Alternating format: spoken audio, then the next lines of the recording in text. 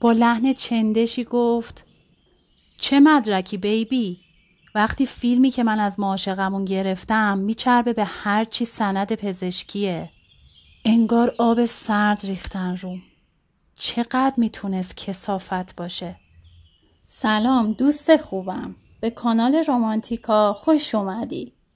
در این کانال روایتگر داستان‌های پرسوز و گداز عاشقونه و سرگذشت واقعی آدما هستیم. داستان امشب سرگذشت نهال، قسمت اول.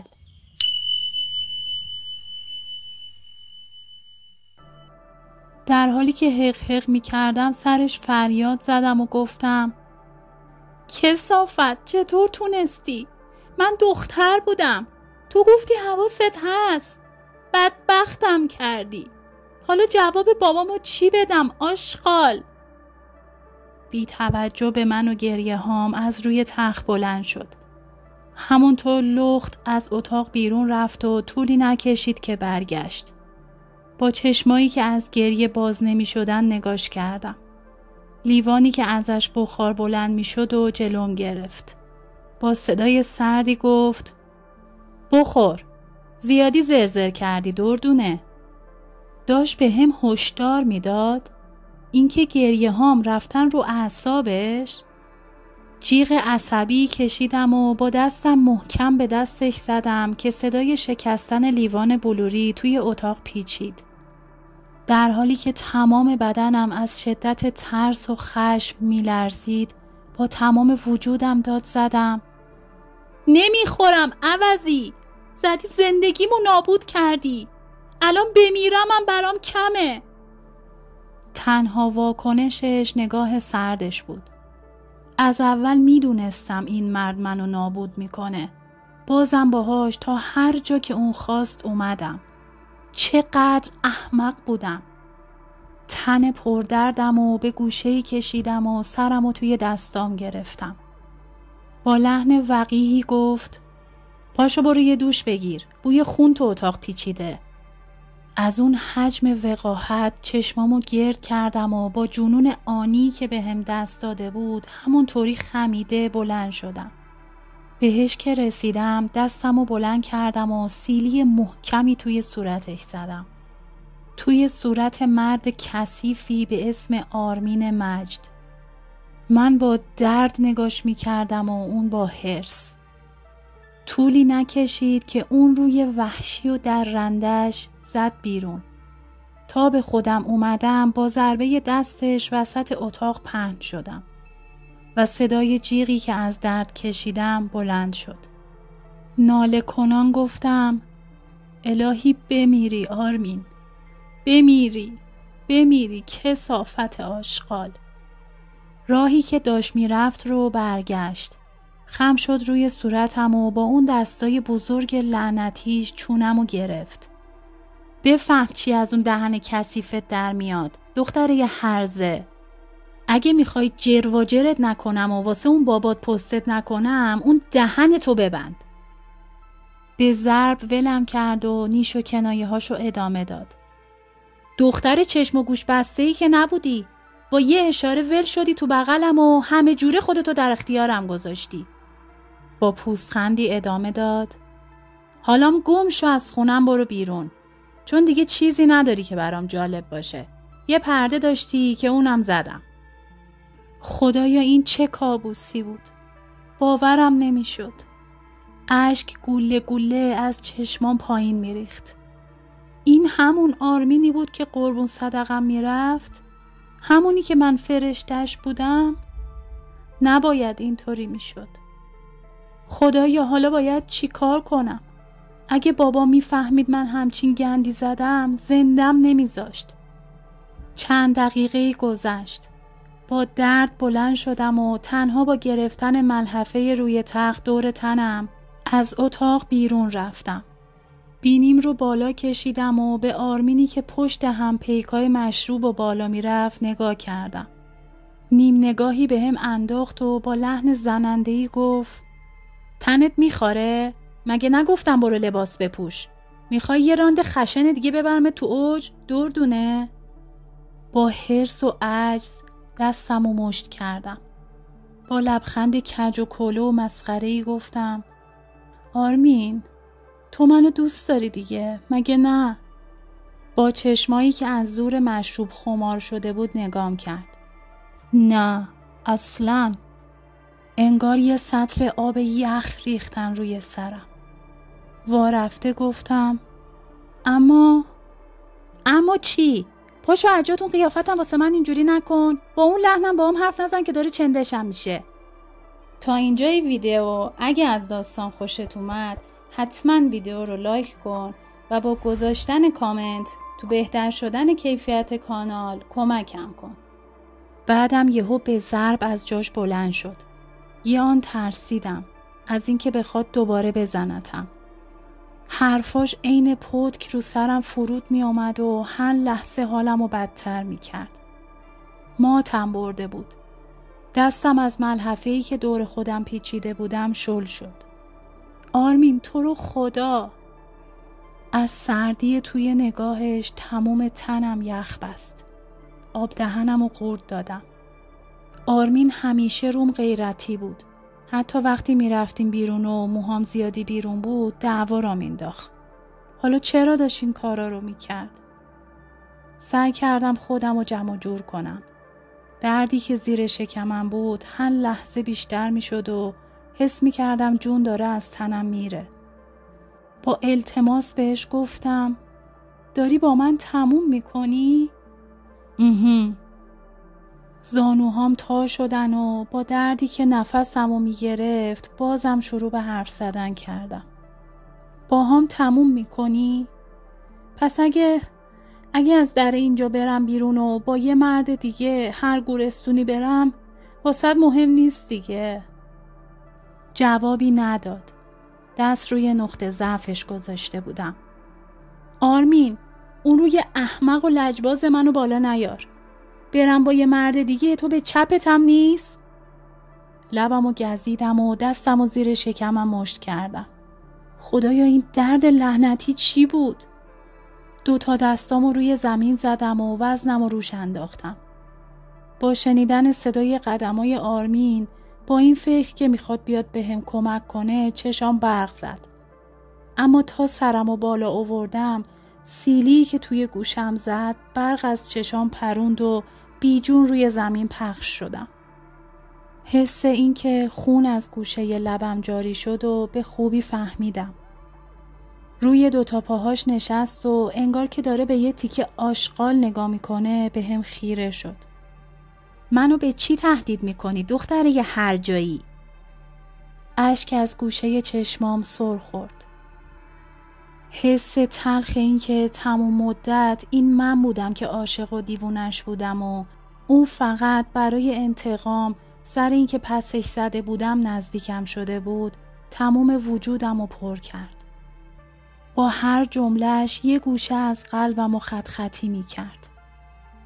هرزه کوچولو، هرزگری تو وقتی اومدی توی تختم و آه و نالهات با یه بوسه من بلند شد برام مشخص شد.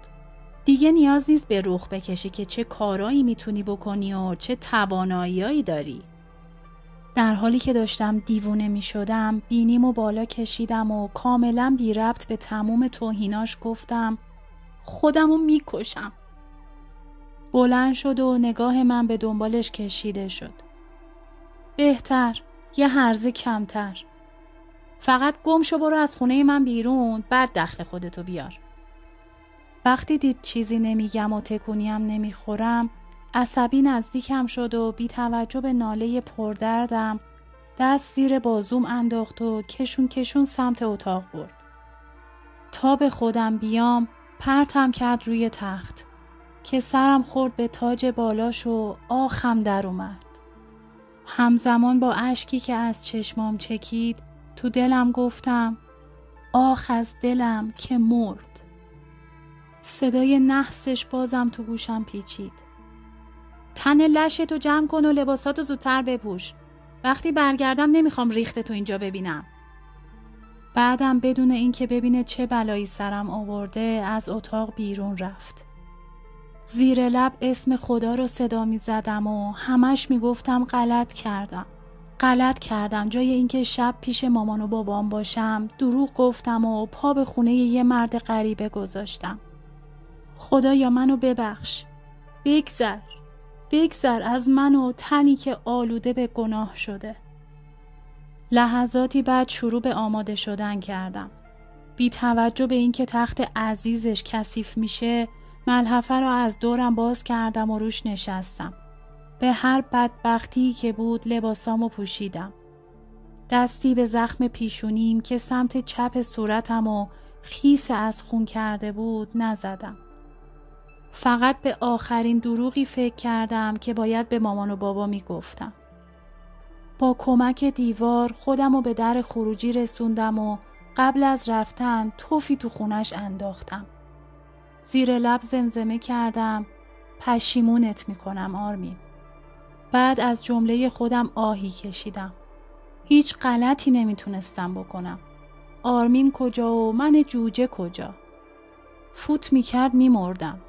حتی بابا هم به خاطر نفوذ زیادش بردشت شده بود. آخ از این قلب بی صاحبم که عاشق رفتارای خرکی آرمین شد. آسانسور رو زدم و پایین رفتم. پاهام راه نمی آمدن. رو زمین کشیده می شدن. نگهبان دم برج با دیدن من چشاش گرد شد و خودشو به هم رسوند. توی نگاهش یه تأسفی بود. یه چیزی که انگار می گفت دیدی بهت گفتم. دیدی گفتم نزدیک این مرد عوضی نشو. اون روزی که این حرفو در مورد آرمین زد، حرفشو کف دست آرمین گذاشتم. اون موقع بود که اون روی سگشو دیدم. بیرحمیشو دیدم. بددهنیشو دیدم. ولی بازم آدم نشدم. با درد و آروم زمزمه کردم لطفاً برام آژانس بگیرین. کمکم کرد روی صندلی بشینم و طولی نکشید که رفت داخل اتاقکش و برگشت. زنگ زدم دخترم. حالت خوبه؟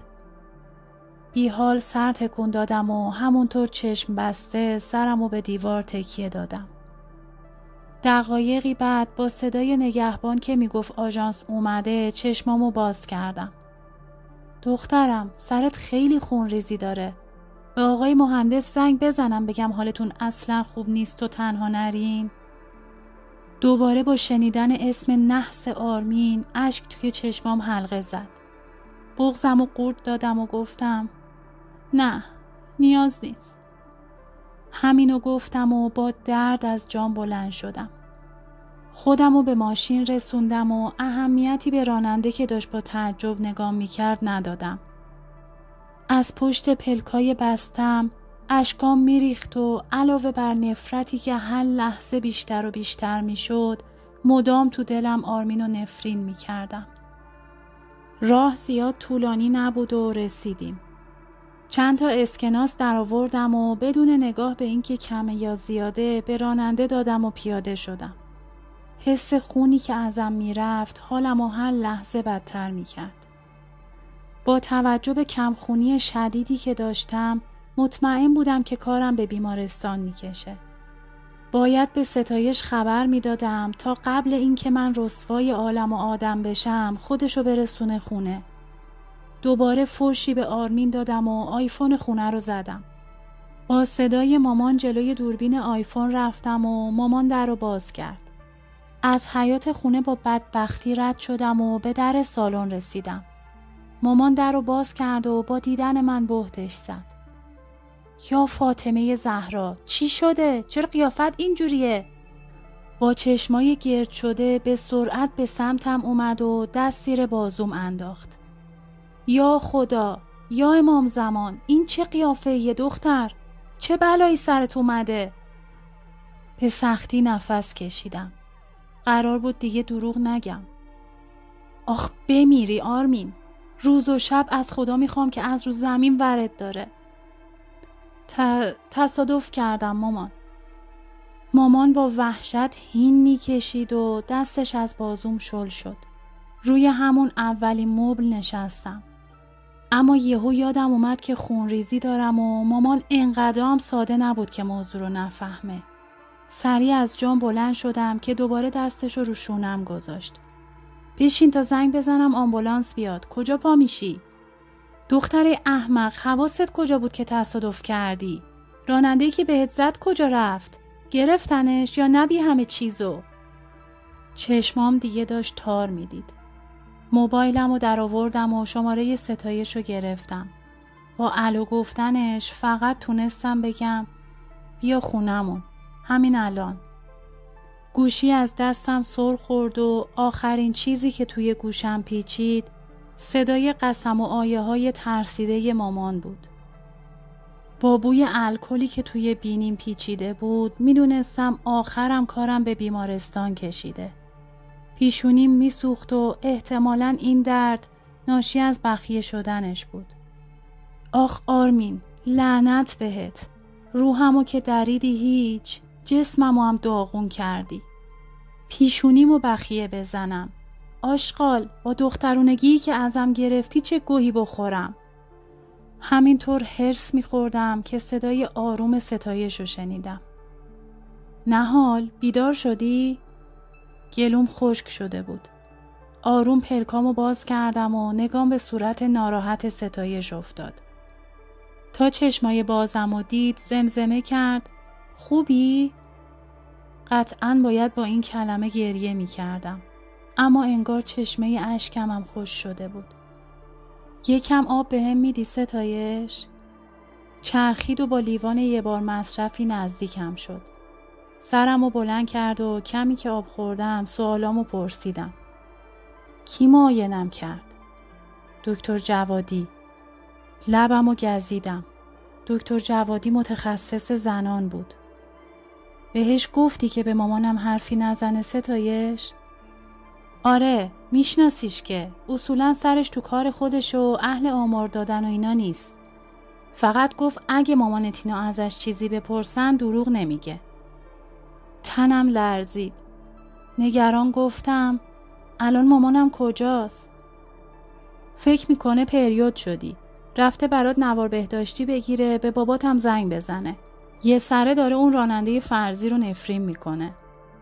بی‌حس به ستایش خیره شدم. آرمین این کارو باهات کرد؟ پلک زدم. به اجبار؟ وای، امان از این سوال لعنتی. نه، اجباری نبود ستایش. اصلا قرار نبود اینطوری بشه. یهو کنترل خودشو از دست داد و خجالت کشیدم و سرمو پایین انداختم. ستایش دستمو فشار داد و گفت الان میخوای چی کار کنی؟ میدونی اگه بخوای پاشو گیر کنی همین الان باید ازت آزمایش بگیرن تا دی ان ای که داخل بدنت و 100% مال آرمینه تشخیص داده بشه؟ با تعجب نگاش کردم و گفتم یعنی میگی بگم بهم تجاوز کرده؟ در اتاق باز شد و نتونست جواب بده. مامان با چشمای پف کرده اومد داخل. بمیرم برات مادر که تو رو اینجوری نبینم. لبخند کج و کلو و بیرمقی زدم و گفتم خوبم مامان، نگران نباش. پلاستیک مشکی رنگی که توی دستش بود و روی میز گذاشت. حتما از ترست پریود شدی مادر. خیلی خونریزی داری. به ستایش نگاه کرد.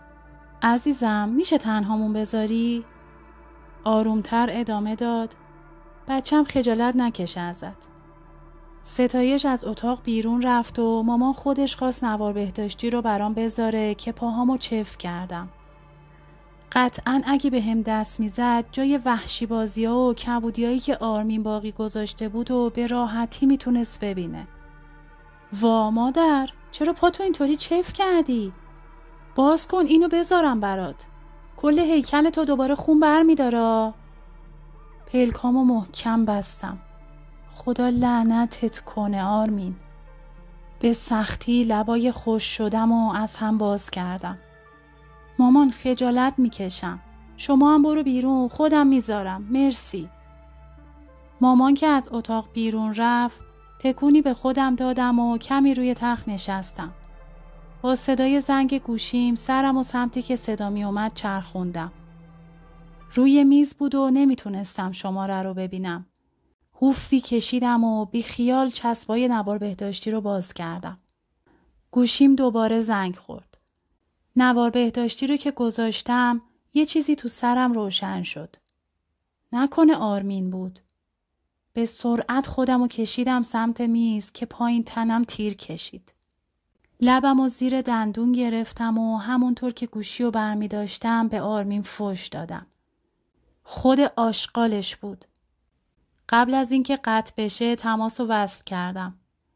بدون هیچ سلام علیکی گفت چه مرگت بود که بردنت بیمارستان؟ پوزخند صداداری زدم و گفتم اومدم برای تجاوزی که بهم کردی مدرک جمع کنم. 100% که زر مفت زدم. اما میخواستم برای یه ذره هم که شده حرصشو در بیارم. با لحن چندشی گفت چه مدرکی بیبی؟ وقتی فیلمی که من از معاشقمون گرفتم میچربه به هر چی سند پزشکیه. انگار آب سرد ریختن روم. چقدر میتونست کثافت باشه. نتونستم خودم رو کنترل کنم و با جیغ توی گوشی گفتم کثافت حرومزاده، دیگه نمیخوام ببینمت. گوشی رو سمت دیوار پرت کردم و دوباره گریه رو از سر گرفتم. یهو در باز شد و ستایش با قیافه بهت زده داخل اومد. چه خبرته دختر؟ دیوونه شدی؟ نگاش به گوشیم که تیکه تیکه شده بود افتاد. متاسف سر تکون داد. ولی هر جور حساب میکنم خیلی خرشانسی که مامانت توی سالن نبود. با این جیغی که تو زدی نصف پرستارای بخش فهمیدن چه خبره. با حرص گفتم به جهنم، من میخوام همین الان مرخص شم. اومد نزدیکم و دستم و گرفت. ادامه سرگذشت نهال رو در قسمت بعد خواهیم شنید. اگه تا اینجای داستان رو دوست داشتی ممنون میشم رمانتیکا رو دنبال کنی و با لایک و نظرات ارزشمندت از کانال خودت حمایت کنی.